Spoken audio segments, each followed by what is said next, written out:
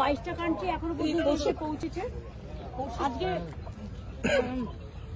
একটা আগে ডিনার হতো, এখন আর ডিনার করা হচ্ছে না, একটা জাস্ট চা পার্টিতে মানে চায়ে আমন্ত্রণ আর কি।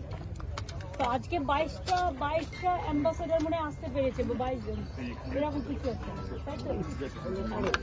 তো 22টা অ্যাম্বাসেডার ইভেন আজকে ওর মধ্যে এসে গেছে এবং এটা খুব unique.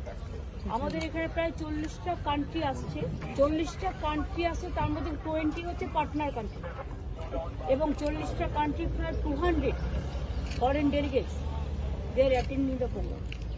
It's a unique type of program. আপনারা যাকে বড় বলবেন তারাই বড় হবে, আমি কি বলতে পারি বড়?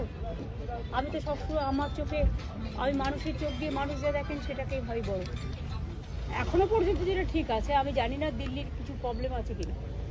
ভুটানের প্রাইম মিনিস্টার তো অক্টোবর মাসেই আমাকে কনফার্ম করেছিল, আর হেমন্ত সোরেনও কনফার্ম করেছে, মুকেশ আম্বানিও আসবে, সজ্জন জিন্দালও আসবে, আর আমাদের এখানে সমস্ত captain of the industries all আর তার সকলেই আসছে, সকলেই থাকে যারা প্রতি বছর থাকে, তাছাড়াও এক্সট্রা অনেক আসে।